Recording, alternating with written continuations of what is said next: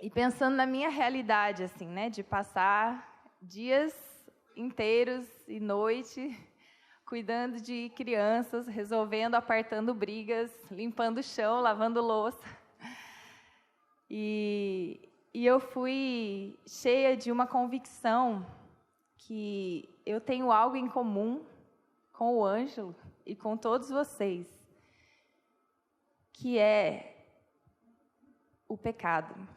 Nós compartilhamos de uma realidade muito, muito forte e que contamina todas as áreas da nossa vida. Nós todos fomos feitos à imagem de um Deus maravilhoso. Nós todos somos cheios de coisas incríveis. Nós temos criatividade, nós temos imaginação, nós temos inteligência, nós temos beleza, nós temos arte, nós fomos feitos à imagem de Deus e todo ser humano reflete essa grandeza e essa beleza de Deus. E nós somos capazes de coisas incríveis, de generosidade, de compreensão, de caridade, de infinitas qualidades. Mas tudo o que nós fazemos é manchado. E isso é uma verdade que nós ouvimos muito, né? E como nós acabamos de ouvir com o Ângelo, eu queria bater novamente nessa tecla, assim. Nós precisamos de uma revelação profunda de quanto o pecado conseguiu penetrar nos nossos corações. Até onde ele foi. Porque a graça de Deus e o sacrifício de Cristo não valem nada para quem não é convencido profundamente da maldade que existe dentro de nós. Enquanto nós achamos que somos capazes de fazer algo bom, algo que traga salvação, nós não vamos abraçar a graça de Cristo.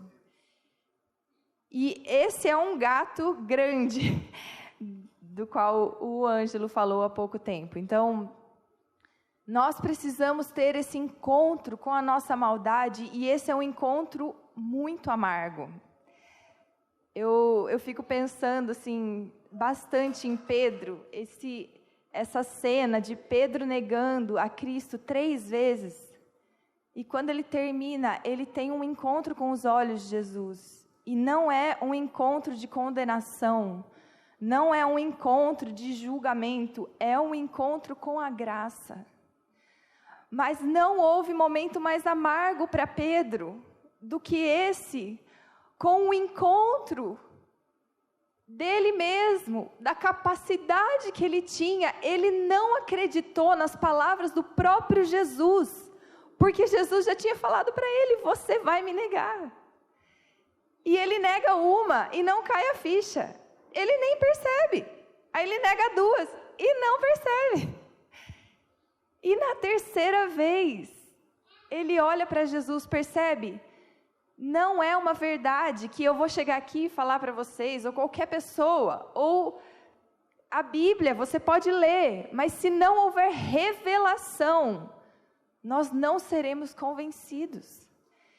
Então o Pedro medroso, o Pedro que negou o seu Senhor, aquele com quem ele caminhou lado a lado, esse Pedro medroso, depois desse encontro com Jesus e desse encontro com a própria incapacidade de seguir a Jesus na própria força, ele vira o homem mais corajoso, ousado e cheio de graça e de autoridade para falar, e muitas pessoas se convertem, porque ele teve uma revelação com a maldade que havia nele. Às vezes a gente pensa assim, a pessoa está pecando, não importa se a pessoa é super certinha ou se a pessoa faz um monte de coisa errada. E a gente igualmente acredita que a gente é bom. Mas o pensamento que fica assim, eu só não sou bom e não sou perfeito porque eu não tentei o suficiente. Eu ainda não quero tanto assim. Mas o dia que eu quiser, eu paro de pecar. Alguém aqui já pensou assim? Quase ninguém, só eu. A gente pensa isso o tempo todo. Não, mas aquele irmão, muito fraco, por que que ele vive fazendo isso? Que incompetente, era só ele se esforçar um pouco mais. O esforço, como o Ângelo falou, ele fede para Deus, porque ele não te leva a curar o seu coração. E a gente às vezes olha para pessoas, não sei quantos já ouviram esse comentário, eu já ouvi muitas vezes, nossa, fulano é tão bom, só falta Jesus. Nossa, gente, olha, você pensa uma pessoa, ele é caridoso, nossa, ele ajuda os pobres, ele cria a família dele, você precisa ver os filhos, nossa, olha, só falta Jesus. Tenho certeza que se essa pessoa fosse condenada, mas que injusto, porque o cara era ótimo. Gente, só falta Jesus, quer dizer, você não entendeu nada. Jesus não é a cereja do bolo. Você está olhando um homem com um tumor no cérebro e você está dizendo, mas ele parece bem. Dá uma aspirina para o cara, tá tudo certo. Não, ele vai morrer amanhã. Ele vai morrer daqui a alguns segundos. Ele está podre por dentro. Mas a gente acha que está tudo bem. Está tudo bem. E o que tem me tocado muito esses dias é pensar em como o Evangelho não é algo que veio isolado para nós. Deus não entregou para nós e falou assim, é o seguinte, você é mau, eu sou bom, tem um problema sério entre nós, então eu vou morrer na cruz, ressuscitar, você acredita nisso? Segura firme, e daqui a pouco você vai para o céu, tá tudo bem. Isso é uma esperança vazia, eu não sei se vocês conseguem viver com isso, eu não consigo viver com isso. Isso não resolve os meus dias, isso não resolve a minha maldade, isso não resolve a minha incapacidade todos os dias. Mas quando você encara essa realidade, dentro de todas as histórias que estão aqui, e você entende que Deus começou desde o primeiro dia, desde o primeiro momento, desde a primeira letra até a última, a fazer uma coisa só, e que o Evangelho é a garantia daquilo que Ele prometeu que ia fazer, e Ele vai terminar, tudo fica mais claro. Então, o que eu queria compartilhar com vocês hoje é uma esperança cheia de detalhes, aos quais você pode se apegar quando a dúvida bater, quando a insegurança chegar, e quando você fala assim, mas será que ele morreu e isso vai resolver os meus problemas? Será que o sangue dele é suficiente? Será que Deus é fiel? A Bíblia é cheia dessa afirmação, Deus é fiel, mas se alguém te perguntar, isso tem enchido os meus dias, eu tenho falado muito sobre isso nas minhas orações com outras pessoas. O que significa Deus é fiel para você? Porque se essa é uma afirmação, assim como vira para o seu irmão e fala que você ama ele, você está frito. Porque vira para o seu irmão que você nunca viu na vida e falar, eu te amo. Quanta verdade tem nisso? Nenhuma. Fala sério. Você olha para a pessoa, você não sabe quais são os problemas, as dores, as dificuldades da pessoa. Você fala, eu te amo, é uma palavra vazia, é uma frase sem sentido. E se você canta, Deus é fiel, e não vem nada na sua mente, Ele é fiel? E aí, me dá uma razão. Isso falta para nós. Às vezes nós nos apegamos a frases, e elas não têm sentido. Se você abrir a frase, assim, então vamos lá, vamos dissecar essa frase aqui. O que ela quer dizer? Às vezes ela não quer dizer nada. Ela é uma frase pronta, que a gente fala sem sentido. E eu não queria que a gente se enchesse disso, de frases sem sentido. Às vezes eu converso com pessoas e eu ouço assim, não, mas deixa isso para lá, eu não quis dizer isso. Sabe, eu falei isso, mas na verdade eu não quis dizer. Eu não consigo viver com essa frase, assim, eu não quis dizer isso. Mas como que eu vou acreditar em você, ser humano? Você precisa dizer algo que você queira dizer. E você precisa corresponder às palavras que você está dizendo. Então, assim, ou a gente se arrepende, não, eu realmente falei aquilo, está errado, eu não quis dizer. Então, me perdoa. Ou a gente fala, não, eu quis mesmo dizer isso, vamos discutir e vamos resolver. Mas nós vivemos em uma sociedade onde a gente fala coisas que não tem problema nenhum se o que eu penso de fato é o oposto daquilo. Não, está tudo bem. Não está tudo bem. Porque se as suas palavras não valem nada, por que você acha que as palavras de Deus valem? Como é que você ouve o Evangelho e isso faz sentido para você, se as suas palavras não valem nada? Nós precisamos começar a entender o senso de aliança, porque essa é a palavra, uma das palavras que definem a Bíblia. Você tem duas alianças, é o Velho Testamento, ou a Velha Aliança, e a Nova Aliança. A aliança é o meio pelo qual Deus age. Então, se nós não entendemos o que é aliança, e nós de fato não entendemos na nossa sociedade, o judeu entende muito. E nós precisamos adquirir mais desse senso, desse entendimento, porque isso procede de Deus. Deus é um Deus que age por meio de alianças. Então eu queria fazer o que eu gosto de fazer sempre. Tem duas coisas que eu não consigo deixar de fazer. Uma é contar histórias. E a outra é falar de Moisés. Duas coisas que eu não consigo fugir. Então eu vou fazer as duas coisas hoje, tenham paciência comigo. Então, vamos abrir em Gênesis. Eu vou dar mais ou menos o contexto para vocês. Eu sei que é uma história muito conhecida.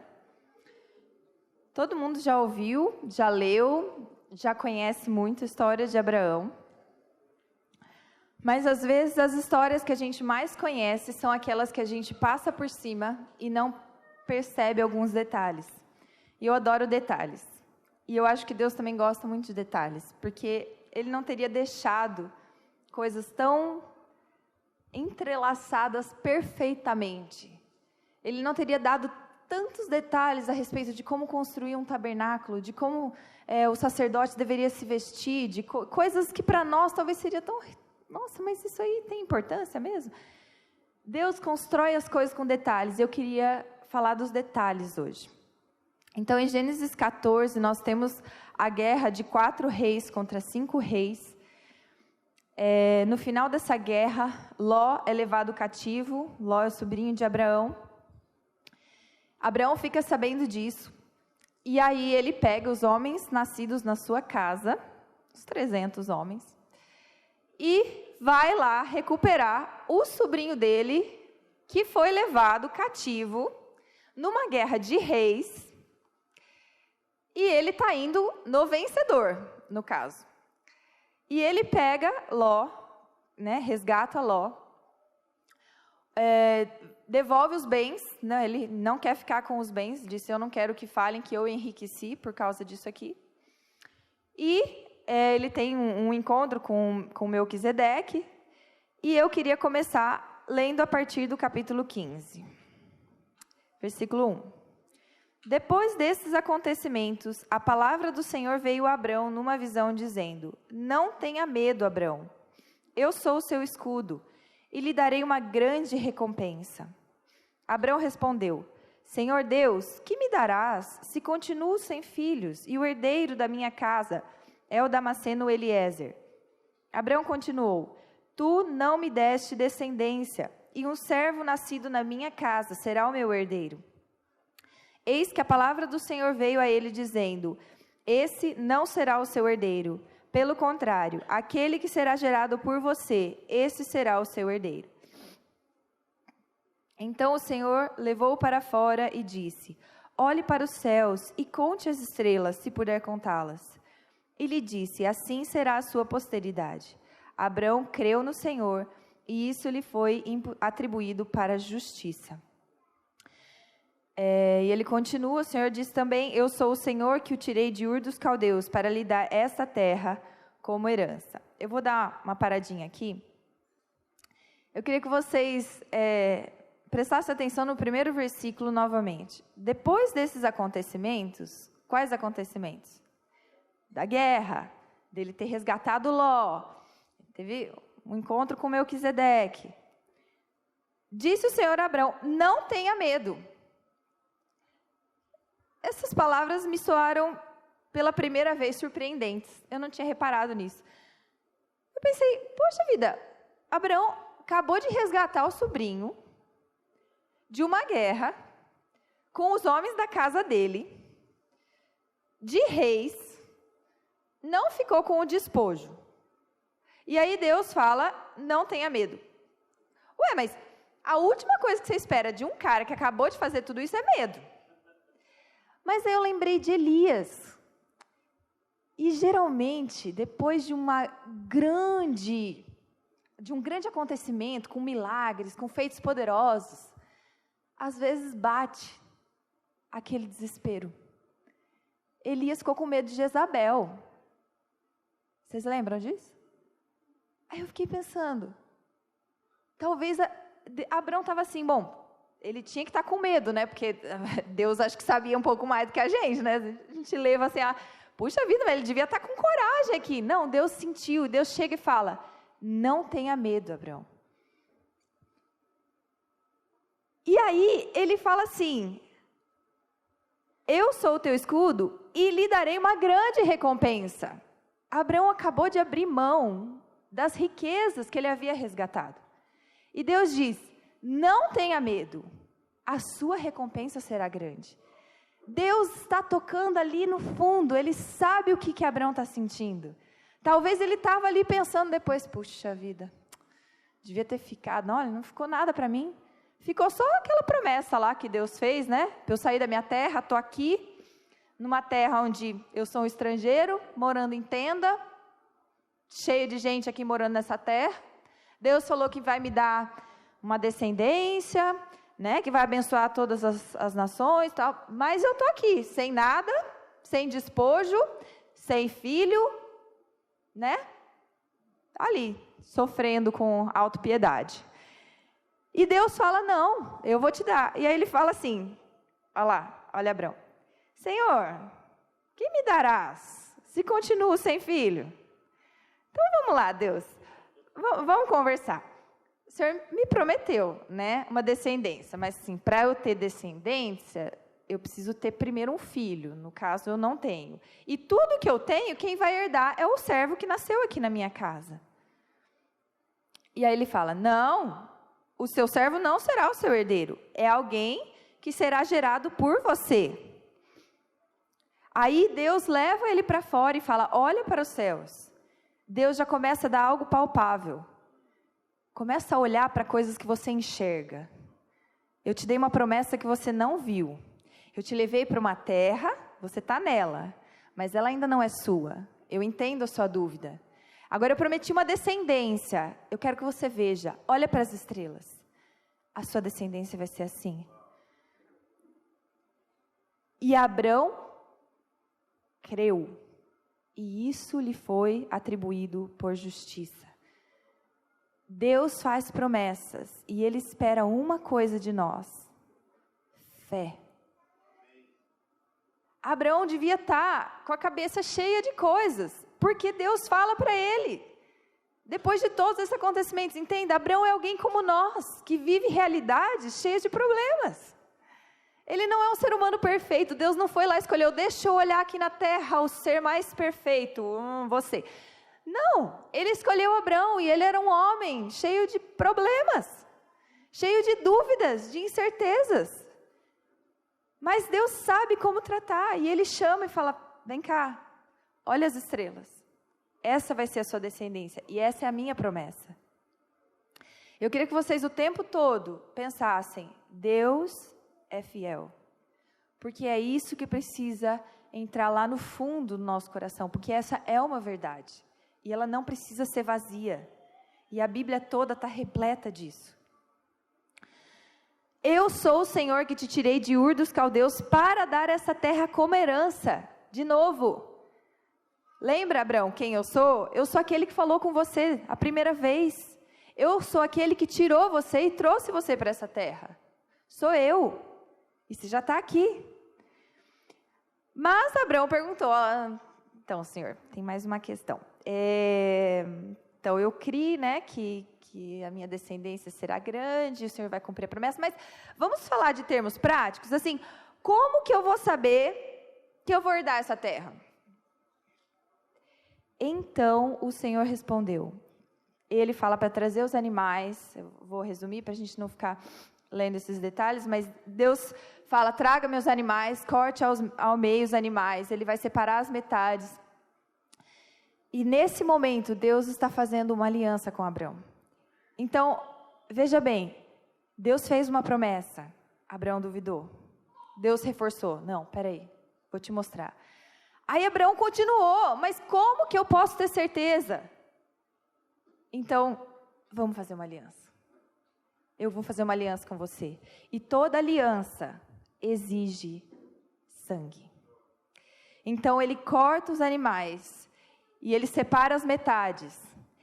E nesse momento, cai um sono profundo sobre Abrão. E eu queria ler essa parte, porque é incrível o que Deus começa a construir aqui. Ao pôr do sol, um profundo sono, versículo 12. Ao pôr do sol, um profundo sono caiu sobre Abrão, e grande pavor e trevas tomaram conta dele. Então o Senhor lhe disse, fique sabendo com certeza que a sua posteridade será peregrina em terra alheia, será reduzida à escravidão e será afligida durante 400 anos. Mas eu castigarei a nação que os escravizar. Depois eles sairão com muitas riquezas, e você irá para junto de seus pais em paz. Será sepultado em boa velhice. Na 4ª geração voltarão para cá, porque a medida da iniquidade dos amorreus ainda não se encheu.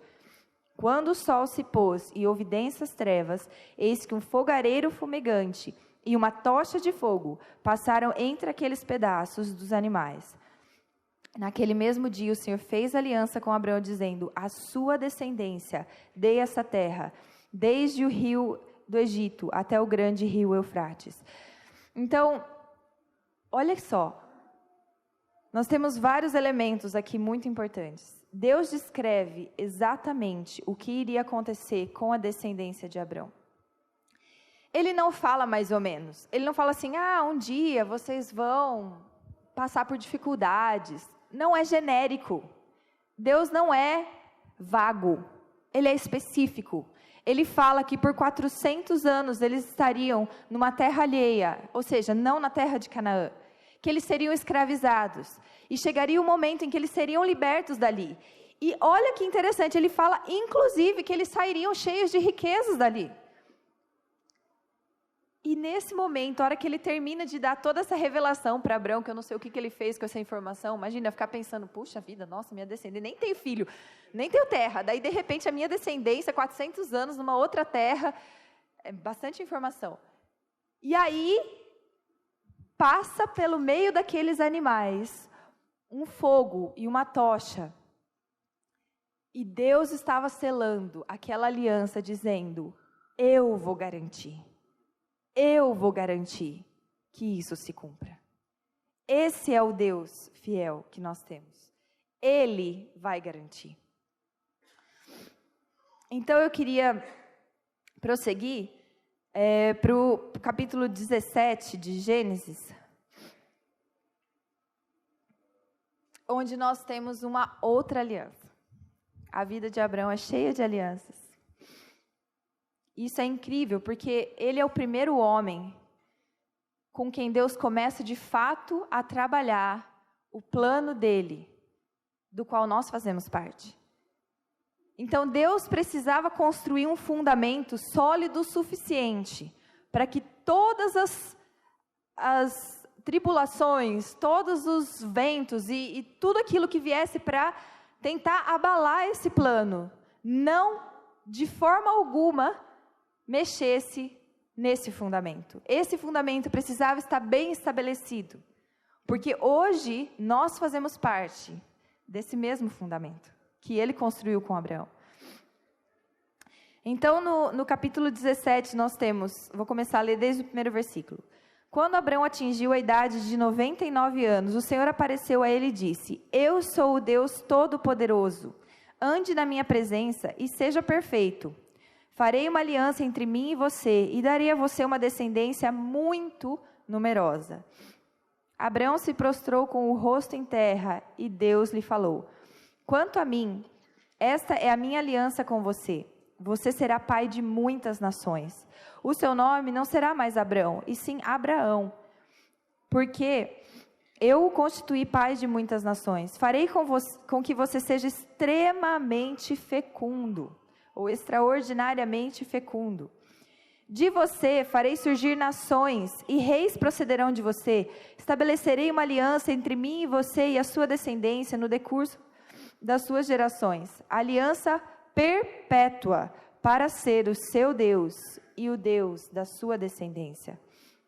Darei a você e a sua descendência a terra, onde agora você é estrangeiro, toda a terra de Canaã, como propriedade perpétua, e serei o Deus deles.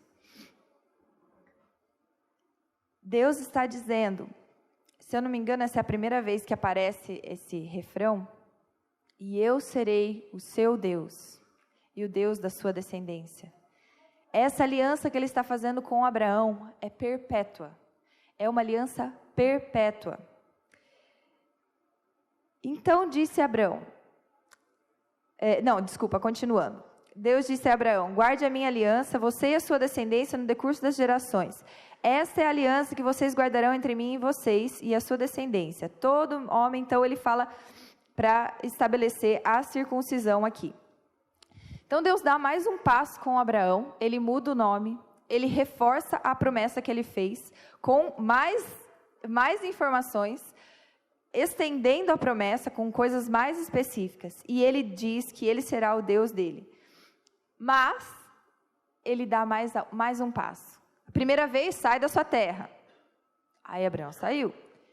Depois, Deus prometeu de novo e Abraão correspondeu com fé.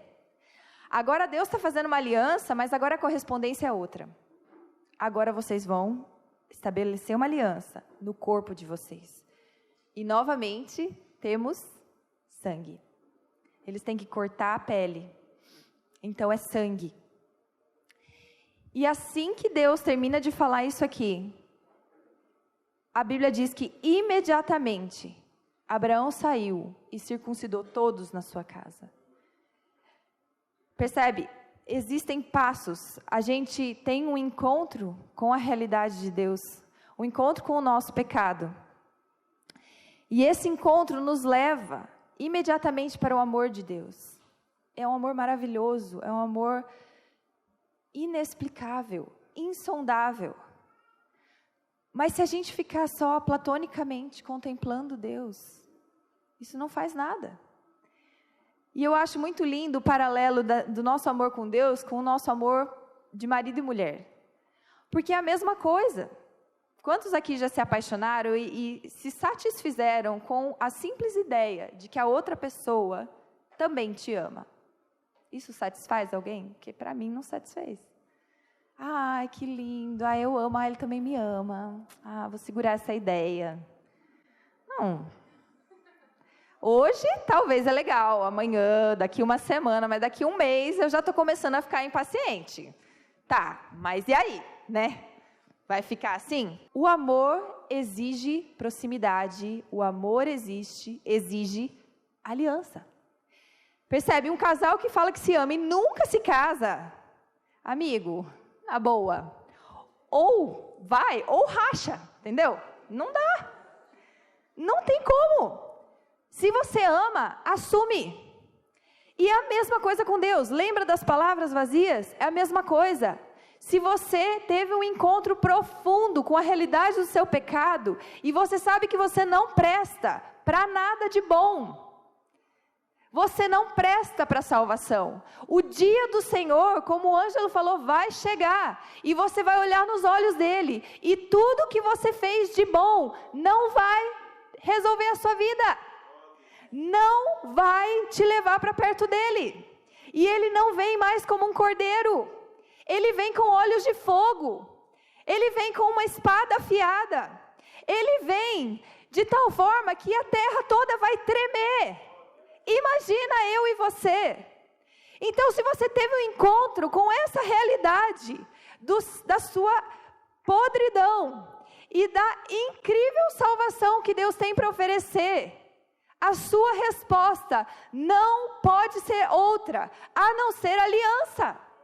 E a aliança exige compromisso, exige sangue que já foi derramado. Está tudo pronto, mas exige alguns passos. Entende? Não é um esforço, porque não tem esforço nenhum, você é podre, você não vale nada. E aí vem aquele que é perfeito e fala, eu estou aqui para te salvar. Você precisa acreditar e dar a mão e segurar nela, porque se você não segurar, não adianta nada, você vai estar lá no buraco ainda. Oh, que bom, veio me salvar, e eu vou ficar aqui no buraco olhando a minha salvação. Não resolve. Então, com Abraão, percebe, Deus está construindo um padrão na Bíblia. Ele não veio de repente, a Bíblia não começa em Mateus, ele não veio de repente e morreu numa cruz. Ele construiu uma história com um povo, ele fez alianças que custaram caro. Então aqui, nesse momento, nós temos a circuncisão, e eu queria só ler o finalzinho da instituição da circuncisão, no versículo 14. O incircunciso que não tiver sido circuncidado na carne do prepúcio deve ser eliminado do meio do seu povo, pois quebrou a minha aliança. Deus fez uma aliança com Abraão. Ele não apareceu para todos da casa dele, ele apareceu para Abraão. Mas a ordem era, você vai circuncidar todos na sua casa. Todo mundo precisa estar circuncidado. Porque se não estiver, ele quebrou a minha aliança e ele deve ser eliminado do povo.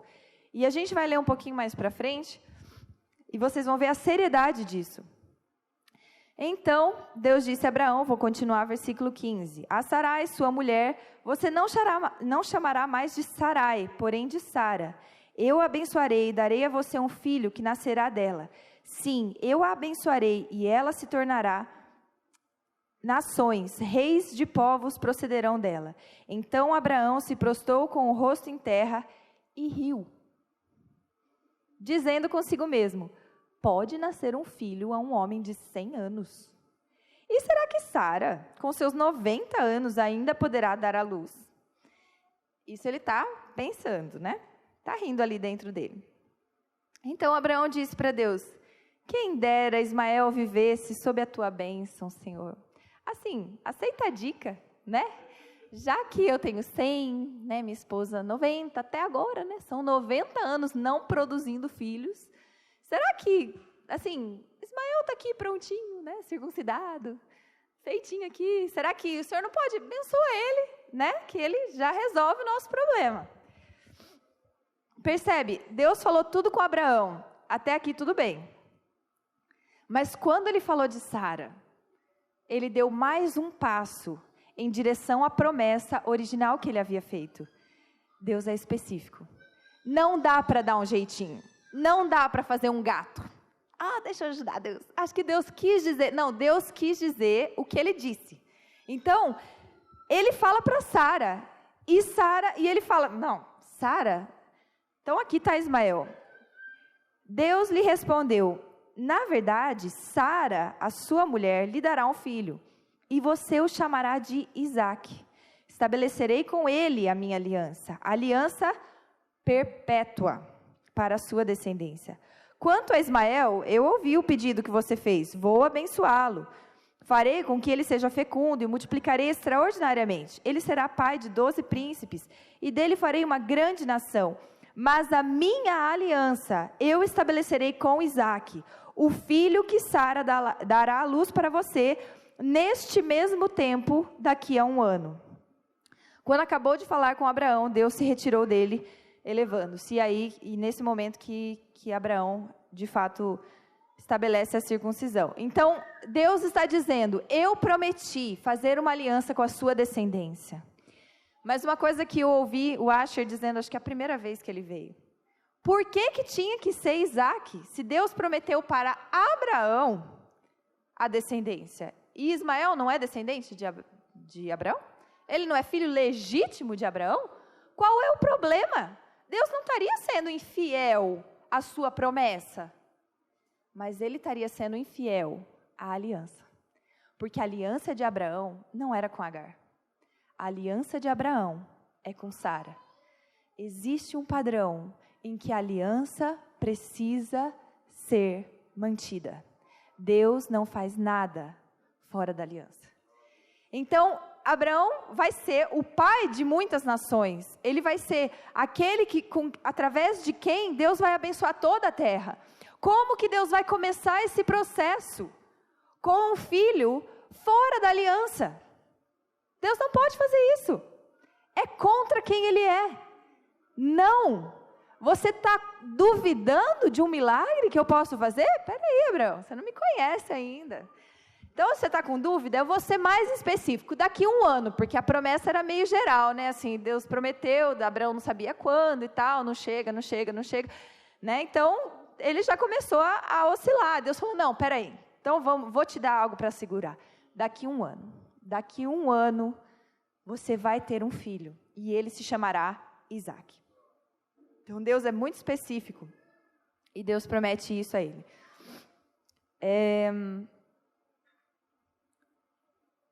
Aí eu queria que a gente virasse para Gênesis 50. Eu acredito que todos conhecem a história, mas só pela possibilidade de alguém não conhecer, vou contar. Também porque eu quase não gosto de fazer isso. Então, depois que Abraão teve Isaac, Isaac teve Jacó, Jacó teve 12 filhos. Os filhos ficaram com muito ciúme, porque Jacó demonstrava mais amor a José. José foi vendido para os egípcios, né, para o Egito. Lá ele foi usado grandemente por causa de uma fome que abateu toda a terra, toda a região. E José, com muita sabedoria de Deus, conseguiu preservar mantimentos. Jacó foi atrás dos mantimentos, acreditando certamente que José havia morrido, porque os irmãos tinham dado um relato falso de que eles tinham encontrado a túnica cheia de sangue, que um animal devia ter matado. Eles vão até o Egito, e lá está José, cheio de amargura, cheio de ressentimento, prega uma peça nos irmãos, mas então tudo se resolve bem, e Jacó, com todos os bens, com toda a família, é levado ao Egito. Repare que a profecia que Deus tinha dado a Abraão já está começando a se cumprir. Porque eles já estão saindo da terra onde eles estavam para uma terra estrangeira. E lembra que na promessa que Deus fez a Abraão, Ele disse, você será extraordinariamente fecundo. Não sei se vocês lembram dessas palavras. Então, José está lá no Egito com toda a família. Jacó deu uma instrução muito específica para José, falando que ele não queria morrer e que os ossos dele ficassem ali. Então, quando ele morre, José leva os ossos dele de volta para serem enterrados junto com Abraão, na terra que Deus prometeu. E eu queria ler o finalzinho aqui, no capítulo 50. Nós estamos agora no momento em que José está para morrer. Eu queria começar no versículo 24. José disse a seus irmãos, eu vou morrer em breve, mas Deus certamente visitará vocês e fará com que saiam dessa terra, para ir à terra que jurou dar a Abraão, a Isaque e a Jacó. José pediu aos filhos de Israel que fizessem um juramento dizendo, Deus certamente visitará vocês. Quando isso acontecer, levem os meus ossos daqui. José morreu com a idade de 110 anos. Eles embalsamaram seu corpo e o puseram num caixão no Egito. José faz com que os seus irmãos jurem que ele sairá dali. Gente, ele já morreu. Por que essa preocupação? Vocês concordam? Tipo assim, é osso. Daí, nessa terra, naquela terra, que diferença faz? Faz porque eles acreditaram num Deus que fez uma promessa para Abraão. E essa promessa, ela não foi esquecida, porque Deus instruiu Abraão a ensinar de geração em geração a aliança que ele havia feito. E Deus jurou por si mesmo, porque não havia ninguém maior por quem ele pudesse jurar, que ele iria garantir que essa promessa seria cumprida. E aqui dentro está incluída uma outra fé, na ressurreição. porque nós vamos ressuscitar, e eu não quero estar no Egito, porque Deus não me prometeu o Egito, Deus não me prometeu a Abraão, não prometeu a Isaac, não prometeu a Jacó. Eu faço parte dessa promessa, e quando eu ressuscitar, eu quero estar na terra prometida. Então jure, porque Deus certamente visitará vocês. Reparem, eles não estão vendo nenhum cumprimento de promessa presente, mas eles creem num Deus que é fiel. Deus é fiel, e Ele vai cumprir. E hoje eu queria reforçar ainda mais esses detalhes, porque assim que acaba Gênesis, começa Êxodo. E aqui começa com os filhos de Israel se multiplicando grandemente na terra do Egito. E quando você começa a ler, parece até que eles estão brotando da terra, assim, porque Faraó vai ficando assustado, porque o faraó morre e surge um rei no Egito que não tinha ouvido falar de José. E aquele povo lá, prosperando e crescendo e forte. E o que a gente faz com esse povo aqui? E aí ele fala assim, então, eu vou chamar as parteiras. Vem cá, parteiras. É o seguinte, se nascer menino, vocês matam. Se nascer menina, tudo bem, mas se nascer menino, vocês matam. As parteiras, com medo, temor de Deus, não fizeram isso. E aí o faraó chama e fala assim, mas eu não dei uma ordem para vocês? Então, mas sabe o que é? Que as hebreias, elas são muito fortes. Então não dá tempo, a gente chega lá, já nasceu. Então não tem como a gente matar, porque o nenê já está vivo, já está com elas. Então o faraó dá mais um passo e fala, não, então eu vou matar todos os meninos, ele manda matar. E a Bíblia diz que eles se multiplicavam grandemente. Repara que não faria sentido a Bíblia dar esse detalhe. Tipo, toda raça humana se multiplica da mesma forma. O processo é o mesmo, em todos os países no mundo, em todas as eras. Desde que o homem foi criado, o processo é o mesmo. Mas havia algo naquele povo que fazia com que eles se multiplicassem grandemente. E para mim, o nome disso é a fidelidade à promessa que Deus fez. Entende? Não é irreal, não é vago. Ele falou e aconteceu.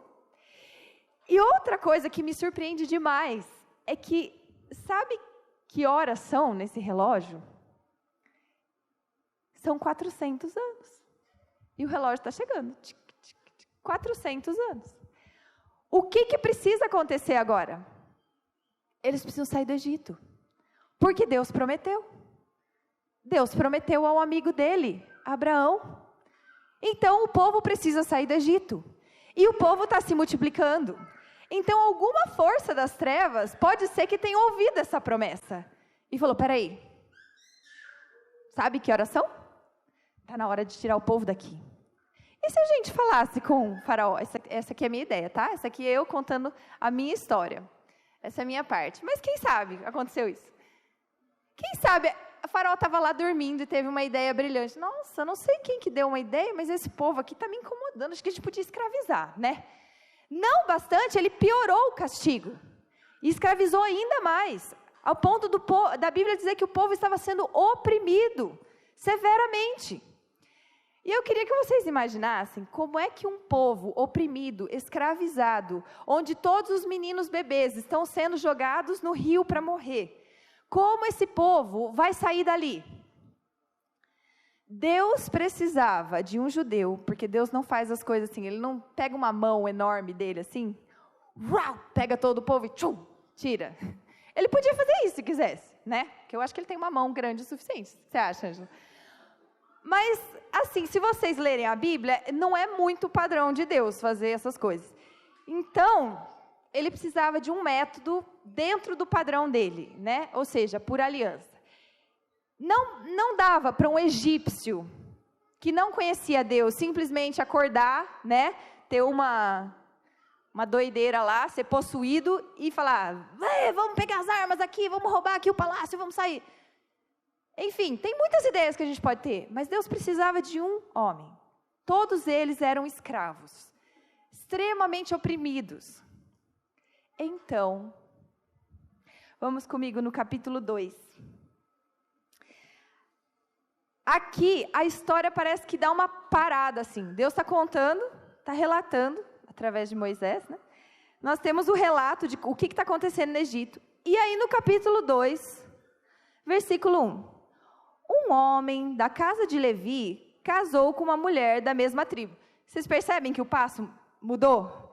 Estava falando que eles se multiplicaram, que o faraó se incomodou, que mandou matar e tal. De repente, um homem da tribo de Levi casou com uma mulher. Nossa, que... Tá, e aí? A mulher ficou grávida. E deu à luz um filho. Certo, como todas as outras estavam fazendo. Vendo que o menino era bonito. Gente, a Bíblia fala isso várias vezes. É muito incrível. Eu fico pensando, quem tem filho aqui? Os outros não podem falar, porque às vezes a gente vê filho dos outros e fala assim, nossa vida, como que você acha bonito? Mas quem tem filho? O filho nasce, gente, mãe. Você olha aquele nenê com cara de joelho, você fala, ai, que coisa mais linda. Vendo que o menino era bonito. Tá bom, mas toda mãe pensa isso. Escondeu-o durante 3 meses. Nessa hora que eu li, eu pensei, meu Deus, esse casal, essa mãe que achou o filho lindo, como todas as outras, ela foi preenchida por uma fé e uma coragem que nenhuma outra teve. E ela olhou para o filho dela e falou assim, você é bonito demais, eu não posso deixar você morrer. Então ela resolveu ir contra uma ordem dada por um rei muito mais poderoso, um exército que poderia entrar ali e matar ela, a família, por ela ter desobedecido. Mas ela teve coragem, porque o relógio de Deus estava batendo 400 anos. E ele precisava achar uma família que tivesse fé e coragem. E um bebezinho que nasceu bonito, ó que sorte. Foi a solução para ela olhar para ele e falar, eu vou esconder esse menino. E por 3 meses ela escondeu, mas não podendo mais esconder, ela teve uma ideia. Olha que ideia, eu vou colocar ele num cesto. E ele vai para o rio. E a irmã dele, não conseguindo ficar longe, o que me mostra o quanto essa família era unida e corajosa. Eu não sei o que eles discutiam em casa, mas talvez eles realmente passavam as coisas que haviam acontecido com Abraão, com Isaac, com Jacó, senão nós não teríamos acesso a isso hoje. Quem escreveu os primeiros 5 livros foi justamente esse cara, esse bebê bonito, que foi salvo. E essa mãe, com coragem, colocou o filho no cesto. E a irmã seguindo para ver o que aconteceu. E olha só, ele foi encontrado pela filha do faraó. Ou seja, há esperança. Porque esse menino que pertence à aliança não vai ser um escravo. Esse menino vai ter conhecimento, vai receber sabedoria, vai receber de tudo aquilo que havia melhor no Egito. E essa princesa olha para ele e ela tem misericórdia. A Bíblia diz que ela olha para esse bebê, sabendo que era dos hebreus, ela teve misericórdia. E ela pega esse bebê, e ela salva esse bebê e diz, eu vou cuidar dele. Mas olha que incrível, esse bebê volta para a mãe dele, para que a mãe pudesse amamentar. E talvez, durante todo esse tempo em que ela amamentou, ela contou toda a história. Filho, você não é um egípcio. Você é filho da promessa. Você pertence a uma linhagem com a qual Deus falou. A uma linhagem a quem Deus se revelou. Você pertence a um povo escolhido, que foi escolhido para abençoar toda a terra. E Deus prometeu a seu pai Abraão, que depois de 400 anos nós sairíamos daqui. Isso pode estar tudo na minha cabeça, mas pode ser que tenha acontecido isso. Ele estava nos braços da mãe sendo amamentado. E eu sei o que é passar tempo com seu filho. Você quer que ele conheça a sua história. Você quer que ele receba aquela bagagem que você tem. E se você é cheio dessa esperança, não tem como não falar dela. Porque seu filho faz parte disso. Então ele sai. Ele sai da mãe e volta e recebe todos a melhor cultura. Era a melhor universidade da época. Daquela região, o que ele ia aprender sendo um escravo? A fazer tijolo. Mas ali, ele recebeu tudo. E com 40 anos, a Bíblia diz que ele saiu e resolveu ver o que estava acontecendo com o povo dele. Ou seja, ele tinha noção de que ele não era egípcio. Então, no versículo 11, naqueles dias, sendo Moisés já homem feito, saiu para visitar os seus irmãos e viu o trabalho pesado que faziam. Viu também que um certo egípcio espancava um hebreu, um do seu povo. Olhou para todos os lados e vendo que não havia ali ninguém, matou o egípcio e escondeu o corpo na areia. Moisés saiu no dia seguinte e eis que 2 hebreus estavam brigando. Então perguntou ao culpado: por que você está espancando o seu próximo? O homem respondeu: quem pôs você por príncipe e juiz sobre nós? Está querendo me matar, como matou aquele egípcio? Moisés ficou com medo e pensou: com certeza já descobriram o que eu fiz. Informado desse caso, Faraó quis matar Moisés, porém Moisés fugiu da presença de Faraó e foi morar na terra de Midian. Quando eu quando eu estava no CPP, a gente teve algumas aulas em que nós tínhamos que pregar.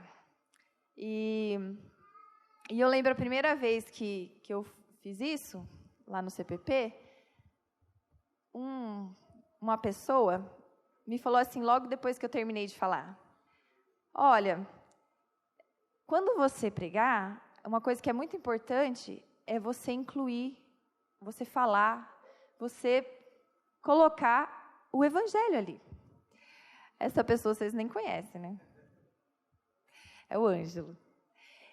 Na hora eu pensei assim, verdade, deixa eu, quando eu for pregar, tem que pensar mesmo nisso, e comecei a meditar.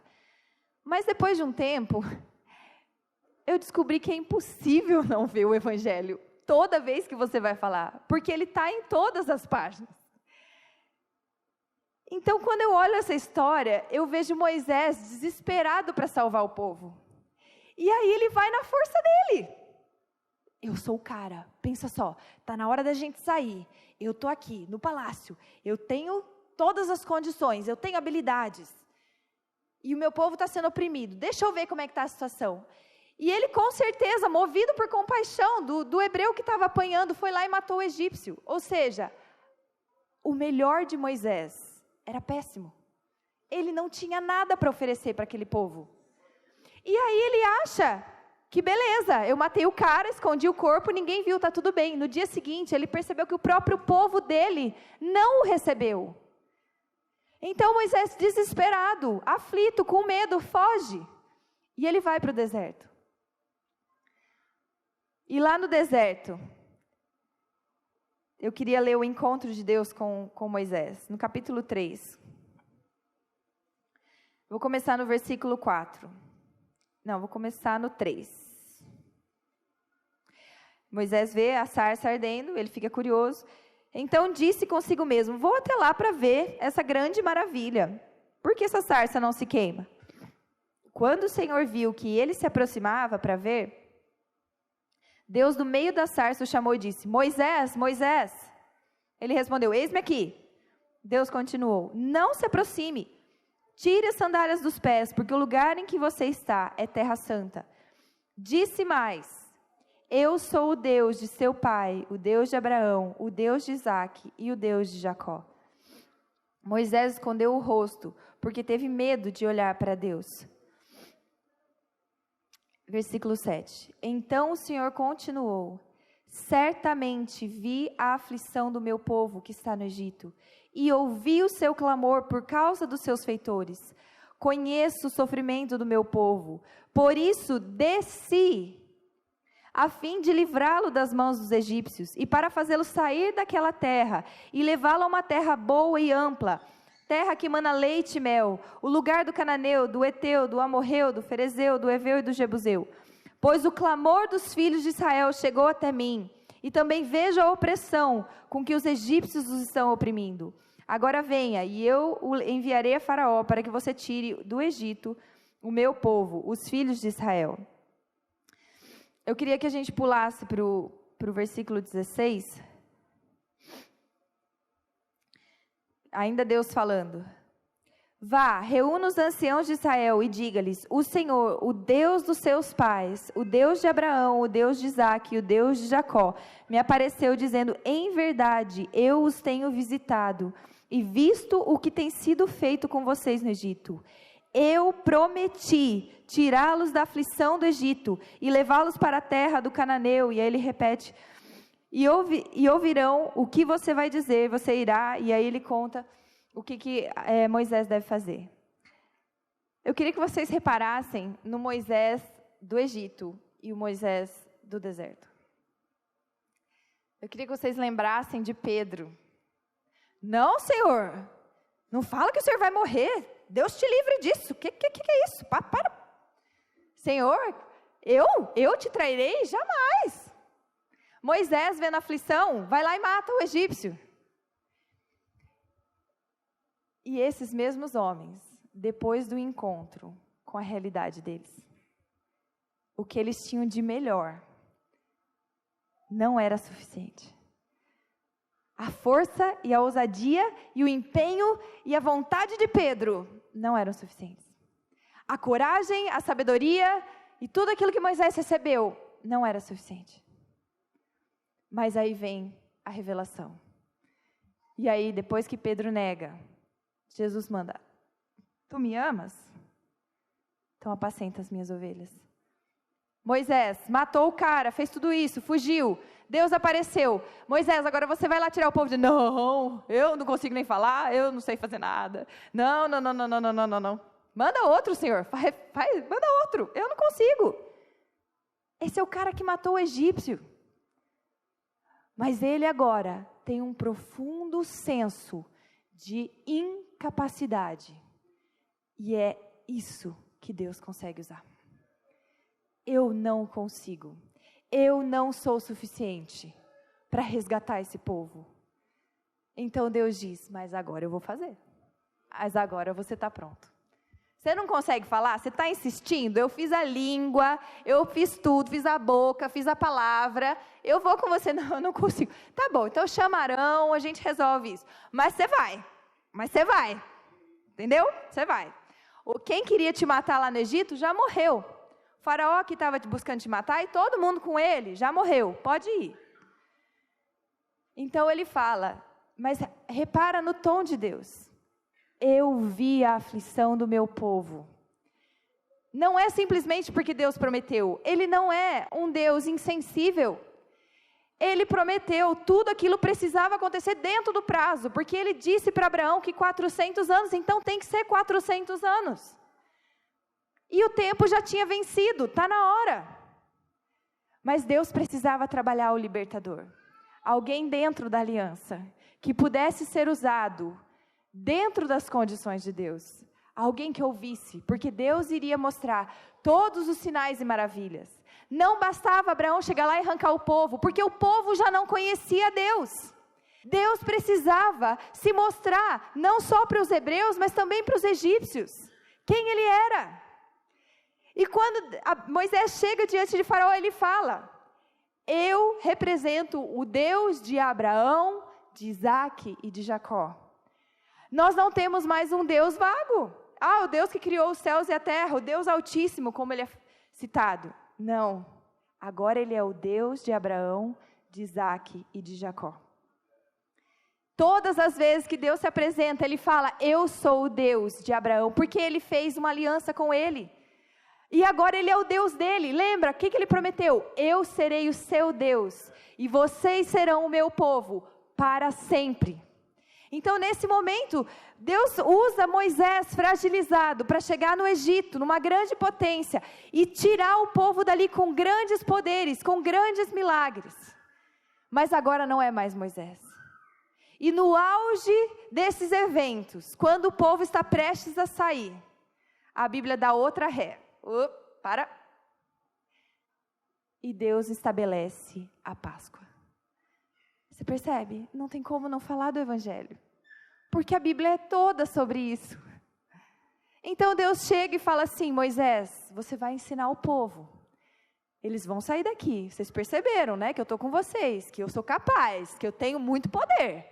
Que eu já fiz tudo. E eu, inclusive, nesse ponto, da 10ª praga, os hebreus começaram a sentir que eles eram protegidos, porque as pragas já estavam atingindo só os egípcios. Mas nesse momento Moisés fala, para que vocês saiam, tem uma última coisa, mas é a mais importante. Vocês só vão sair daqui vivos, se vocês fizerem isso. E ele estabelece a Páscoa, mostrando que havia um cordeiro, que precisava ser morto, e o sangue precisava ser passado na porta, porque o anjo do Senhor iria passar, e se o sangue não tivesse na porta, nada iria proteger aquela casa. Somente o sangue do cordeiro, e o povo dentro da casa, iria resolver. Mas os egípcios não fizeram isso, e houve choro. Eu quero que vocês tentem imaginar, vocês dentro de casa e ouvindo gritos e choros, porque o primogênito de cada casa estava sendo morto. E Deus fala para Faraó, você deixa o meu primogênito Israel ir, senão o seu primogênito vai morrer. Deus avisou, ele avisou lá atrás. Aí eu queria que você pensasse, Israel é o primogênito, mas nessa época aqui, qual outro povo que Deus tinha? Porque primogênito, no meu entendimento, é o primeiro né? Não unigênito, ele é primogênito. Então parece que Deus estava planejando ter mais filhos, né? Se o Israel era o primogênito, deixa o meu primogênito, Deus está falando, vai ter outros. Eu vou incluir, a promessa de Abraão diz, eu abençoarei através de você todas as nações. Israel é o primogênito, mas Deus já está falando de nós aqui. Aqui nós estamos sendo incluídos pela graça. Na mesma situação, nós fomos salvos pelo sangue do Cordeiro que foi passado. E nesse momento, Deus salvou os hebreus, mas Ele salvou também a nós. Ele também nos chamou. Ele também disse, está vendo essas promessas que eu fiz? E eu fui fiel. E a Bíblia diz que 430 anos após os israelitas estarem lá no Egito, eles saíram com despojos, eles passaram de casa em casa, pegando tesouros. Deus foi muito específico. E eles saem do Egito com todas as riquezas, depois de ter participado da Páscoa. E eles vão para o deserto, rumo à terra prometida que Deus tinha falado. E olha que mais incrível, quem que saiu junto com eles? Vocês lembram? Os ossos de José. Até isso a Bíblia fala. Até isso.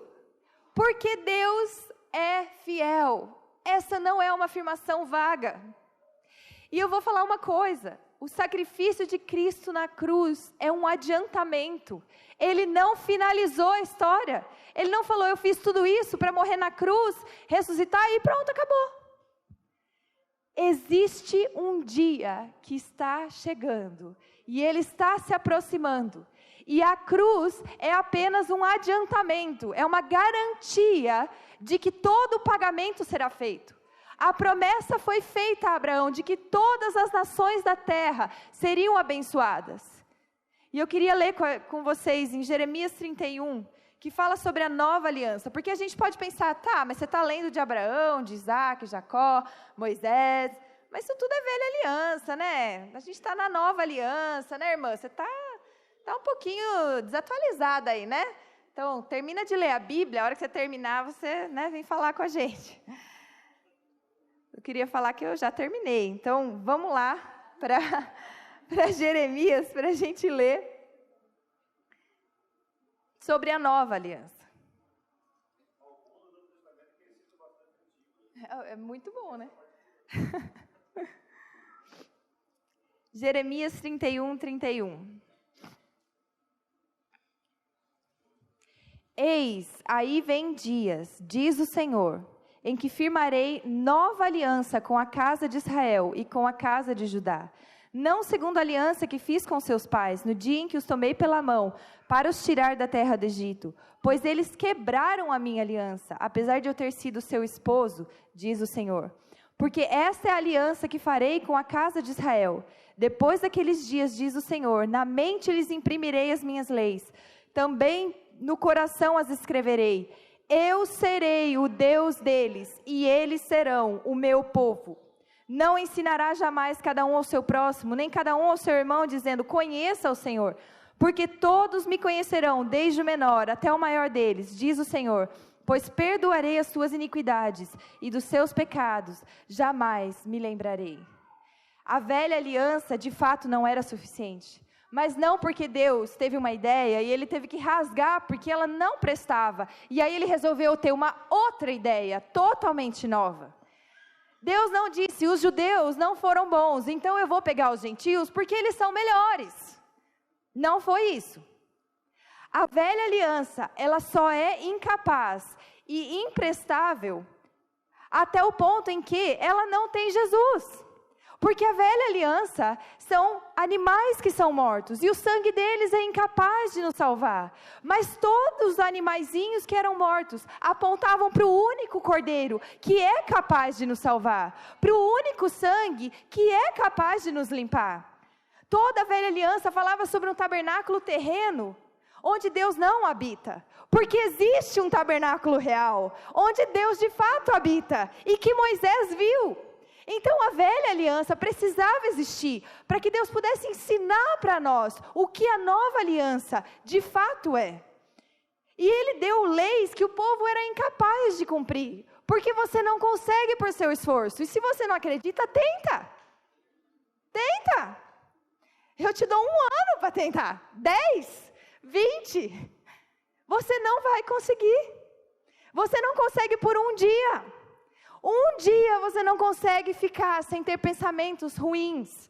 Um dia você não consegue ficar sem julgar alguém, sem ter malícia no coração. É impossível. Então a lei estava errada? Não. A lei revela quem Deus é. Mas você não consegue cumprir. Mas Deus vai escrever a lei no nosso coração. Mas o refrão fica: e eu serei o seu Deus, e vocês serão o meu povo. É a nova aliança, mas ela é a velha com a possibilidade de ser cumprida. Ela é a velha, só que com vida.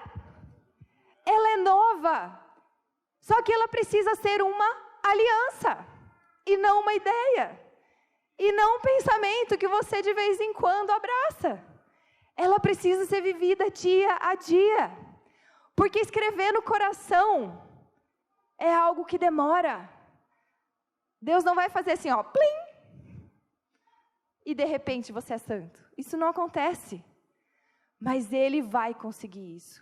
E cada vez que eu ouço e leio a Bíblia, tem gente que fala, gente, a Bíblia é cheia de regras, é cheia de profetas. Eu leio os profetas e não entendo nada, porque o povo fica... Sim, Deus foi construindo algo, e chegou até Salomão.